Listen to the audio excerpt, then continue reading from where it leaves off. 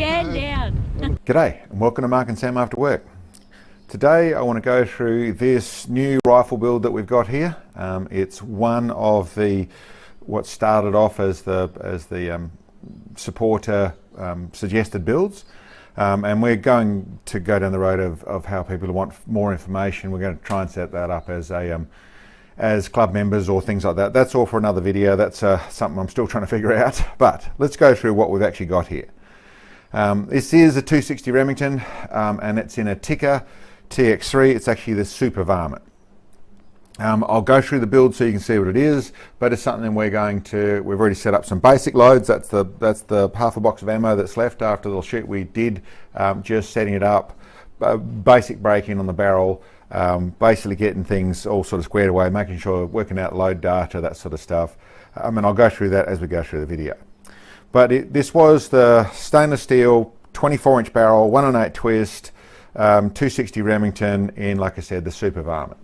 It came in this stock here, a fairly simple little synthetic stock. It's got some little clip on the front here, same as in the T1X, I think it is, little adjustable cheek riser. So I suppose a decent little average slash hunter stock. Not something I would use, but that's what it came in. That came out, the magazine came out, that was all gone very quickly.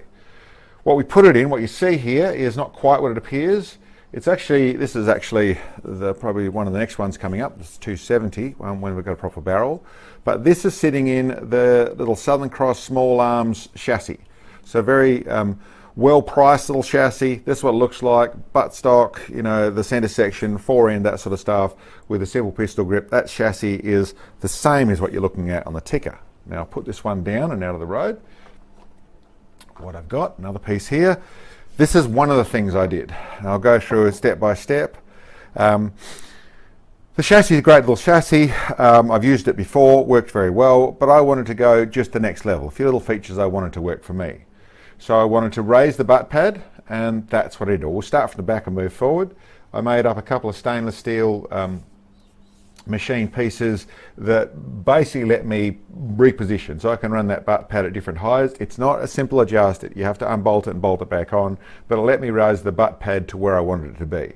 That is something I did there, nice and simple. Down the back here, it's one of my universal bag riders. I did have to drill the bottom section of this, I think that's the 20mm spacings. I've forgotten 20mm or 30mm spacings actually, but drilled a couple of holes, tapped them, and that simply bolts to the bottom of it. So that was nice and simple. I actually made a different cheek riser. Just messing around, I was trying to finish the other one, messed around with it, decided just to make another one. I think the cheek riser is fine. I didn't really need to mess with that at all, but that's what I have got, a slightly different cheek riser on it. Like I said, no real benefits, but we'll see down the track. This put a little bit more weight in it. They've got a plastic one. This is a solid piece of aluminium, so I put a little bit more weight in the chassis, and I'm always a fan of a bit of weight.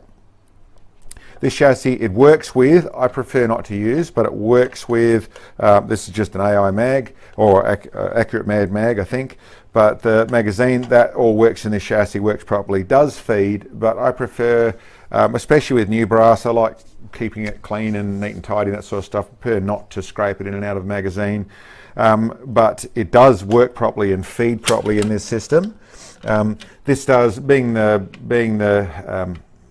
TX3, and I don't know where this feature comes in, but they've already got a decent size knob. I adjusted the trigger, took it down to 1 pound. That was nice and simple. Everything worked really well on this, or I think it's 1¼ pounds actually, the trigger, but that worked nice. In other words, the other thing I did to this rifle was thread it. Put one of the muzzle brakes on, I threaded it to a 1x18 thread.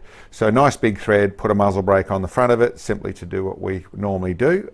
So that was there, that's fitted. If we go to the forward end, the bits I really did that were custom to this is I made up myself another little barrel guard to take this bolts onto the chassis, simply bolts on with M-lock to either side of the chassis, which works on the chassis. Didn't have to modify it at all to do that. That accepts my bipod system on the front, but the extra little ingredient is this little bit down the back here. Now, one thing I noticed on these chassis, and it really probably isn't cause any problem whatsoever, but you can get a little bit of wriggle. There's a little bit of wriggle here. The way they bolt up in this sort of chassis, I can't feel it. It doesn't feel flexible, so I don't want to be saying there's anything negative with the chassis in general, but I wanted to go to where I was fully firm and I could see, or where it was fully behaving like one piece of metal. So what I did was a little extra. This is the one modification due to the chassis. I made these little wings that, as you can see, come down the bottom here, and they drill through here. So there's a couple of screws, one on either side, that actually bolt on either side. So it turns from having just two bolts where they're down here that bolted in, to another two bolts that bolt there. So that is then rigid. Locks up. It is a little bit of drilling, so there's a couple of places I drilled it, one here and one here. But that meant that fore end goes on and doesn't just give me a bipod mount, it also rigidens up that front end really heavily. Like I said, probably a step too far, but easy enough for me to do a bit of drawing and laser cutting and then built these things here. The only thing I would say, which is curious, and I've got to do some more testing, but it looks like we're in different actions, they end up with slightly different heights, which doesn't affect their chassis, but it did mean that it meant this wasn't dead centered at the front here. Does it matter? Listen, no, it doesn't. I could build another one that offsets it further, but really, this will go onto any of these chassis, so I'm going to use this same bit here on the when I do the Hauer and Remingtons and that sort of stuff. So at the moment I'm leaving it like that. But like I said, it does give me all the features. It also gives me a fore end where I can bolt bits and pieces on here. So if I want to bolt on like the nice force wedge or things on a little rail, I've got a place I can mount at the front here. But it was really about giving my bipod system where I wanted it to be. So that's the chassis, yes, and I'm very happy with it. Shot really, really well. They didn't shoot bad. In their standard form, they shot great too, but this raised it to where I've got my butt pad where I want it to be, gave me a little bit more rigidity in the thing, gave me a good bag rider on here, so listen, sort of happy days, all working really well. Should say the bits that are coming, I have a custom rail being made for it, so I'll put on my 60 MO rail to run the attackers and that sort of stuff. At the moment it's just a flat rail, and I've just got the Air Attack running this little Night Force NX8 scope. Set up really well, shot really well, really like it, worked really nicely, but I am going to go up to, like I said, the bigger rail and then run my bigger gear on here so I can really do the ELR stuff really thoroughly with this. But this would work fine. I do have the full 100 minutes of adjustment on this, so I would still get out a fair old range with that anyway, but that's the one bit I haven't got in here. I'm waiting for another rail to go on here. So anyway, that's the rifle. That's really not what this is about. This is more about this round, the 260 Remington. And I suppose the immediate thing, well, let's put this away. The immediate things you'd say in still talking about the rifle is that the single feeding I found wasn't so easy. I'd have to modify the magazine, or I'm going to have to build another little sliding block in there, same as I did for the 6mm Creedmoor. No problems in the feeding out of the magazine. It lets the bullet run up properly, but when I actually put the bullets in there, some of them were just hitting down and didn't want to feed in so easily. That's the nature of this combination, whether it is common with the 260s or it's just the TX3, sorry, the T3X, the ticker. Or it's to do with the way I'm setting up the round. I don't really know. I prefer to single feed. I'm a bit peculiar. Most people, PRS, hunting, all that sort of stuff, I prefer to magazine load. That's just one of my quirks, so let's ignore that and move on. Round-wise, the common, I suppose, thing would be to go with the round is how does it compare with the 6.5 Creedmoor, is the normal comment. And there's also comments of why did they build the 6.5 Creedmoor versus this. I would say, listen, they're very, very similar. It really, the big difference nowadays is what you can buy it in. From what I've seen, there's a lot more selling things in 6.5 Creedmoor than there is in 260 Remington. But beyond that, listen, I don't know, I'll tell you more in the future, but I have found it already almost identical. This is running about 50 feet per second slower than what than for the same powder load with the same bullet, set up on the same from the lands, all that sort of stuff. At the moment, I've just started at around 20 thou from the lands. Got to do more testing, and I'll find out bits and pieces, all sorts of stuff to see. But I was pretty happy with how it's performing. But for the same amount of powder, which is at the top end of the ADI chart, so I'm not going to go any closer detail on that, but running 2209, so I think that's the 4350 powder that you know about it in the States, but 2209 is what I know of it here in the ADI powders. For the same amount, I got 50 feet per second slower, but I'm using a 2-inch shorter barrel. So, and that's a bit the nature of it. If I could have got a 26 inch off the shelf, I would have got one. 24 inches what I could find in this format. Worked really nicely together with the Tikka and the 260, and about the it's about what I expect speed-wise for 2 inches less a barrel. Maybe there's a little bit more speed, and maybe you can push the Creedmoor a little bit further. But listen, very, very similar. And I would say they are going to be neck and neck from the little bit I've seen at the moment. I'll tell you more later on, but listen, I was really happy with how it performed. And I suppose I'd get on to how it did perform. I can't say much more about what it's going to be. I've got more testing to do before I can tell you much more on what information I can let you know. But what I did do, I set up these 140 grain hybrid target burgers. Like I said, I told you the powder we're running, it's in Lapua brass, just brand new, full sized, all the bits and pieces. Did my firing hole, did the firing hole or flash hole uniforming, trimmed them, did all the bits and pieces, the normal sort of stuff, and loaded them. They're still brand new. Well, there's some fired, half a box fired and half a box brand new still. The day we went out on was the only day we had this week where we had clear days. It wasn't overcast or raining. It was supposed to be low wind. Clearly wasn't low wind. It was actually terrible shooting day. The gun performed very well, which is always a bit of a test when I think. When it's a really bad day and things still go well, that's you know, says a fair bit for it. Raise a little bit. Yeah.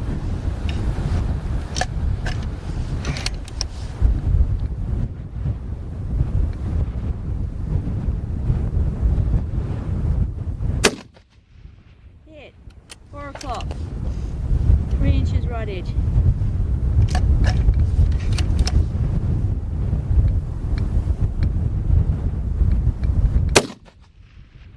Hit. 3 o'clock. 3 inches right edge. Oh, just run these. A little patch shot.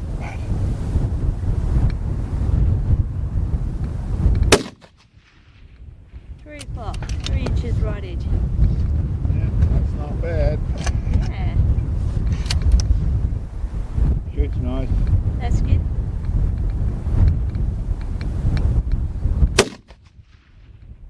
Hit. Is that on top of that last one? I think so. Okay. Well, those 4 Yep. are all the same hold. Yep. Okay. Okay, so we've got what we need. When I say it was terrible, it was gusty. It was sort of seemed reasonably stable on what I was shooting with. There was a little bit of changes, but they weren't affecting us too much. And maybe that was circumstance, a little bit to do with an efficient round. But that we had 0 degrees in the wind chill side of things. It was sort of in it was 0 degrees Celsius. It was back down in the 40 degrees. The actual day temperature was like 43 Fahrenheit, so 8 degrees temperatures. We're standing in with a good frosty wind chill up there. So wind varying from 15 to 25 miles an hour. So yeah, not ideal, but performed very well. Went on there. We only shot half a box of ammo. I went through, like I said, basic stuff, a few shots, and just checked to see how it was with a couple of patches. Nice and clean, nothing to fuss about. Wouldn't have needed to do it. I do like to check, and then went on there, shot on that target at 600 yards, shot easily, nice and repeatable. So that worked really well. Down at the, I think it was 1160 yards, so 1180 yards, sorry.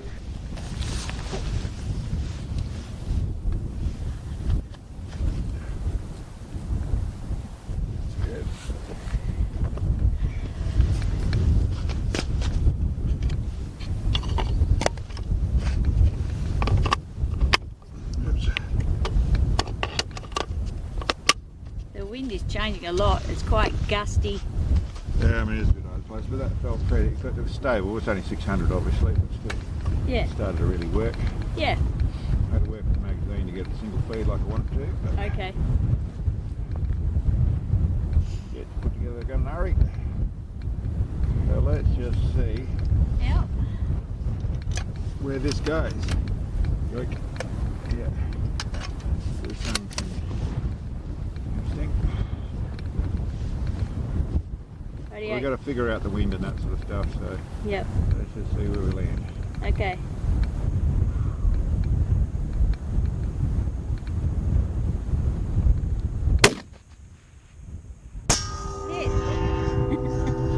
Beautiful, mate. 5 o'clock, Well, 7 inches in. yeah, okay. Well, that works. We get to see it that way. That worked.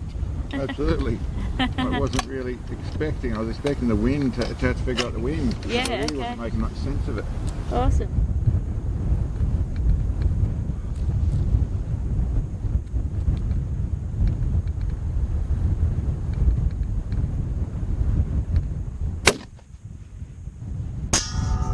Yeah. 3 o'clock. Just above, That's pretty awesome. Nice. isn't it?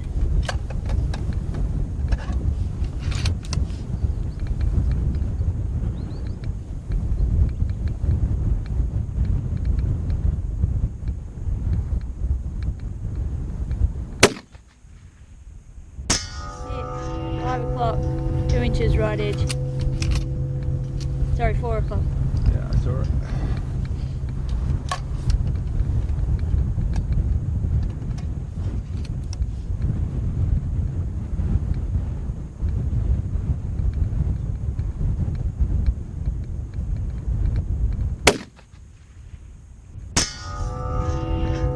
And I think there's another hit. Hang on, I'll just come closer. In amongst that light.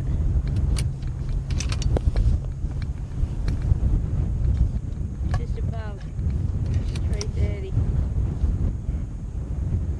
Getting a lot of buffeting here.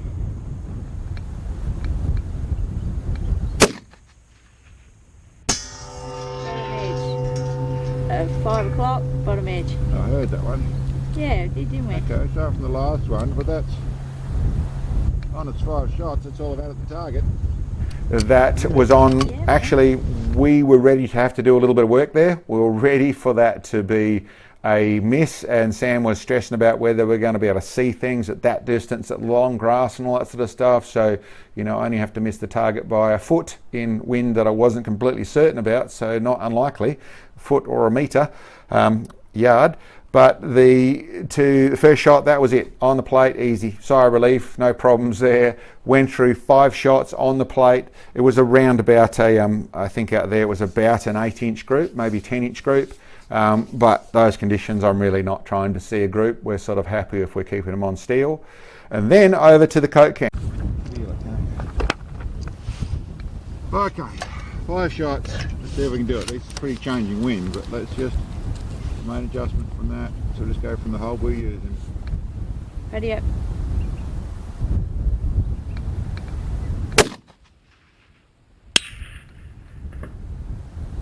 Didn't say. Well, that's an interesting start. Yeah. Doesn't help. I'll do that same shot. It should have been on. Or Yep. close.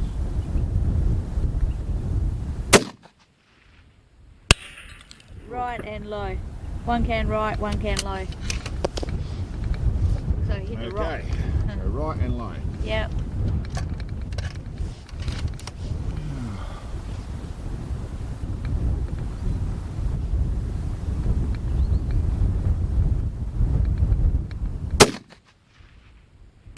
Got him! Hey, got Can down. That looked like a direct hit, didn't it? It did, yeah.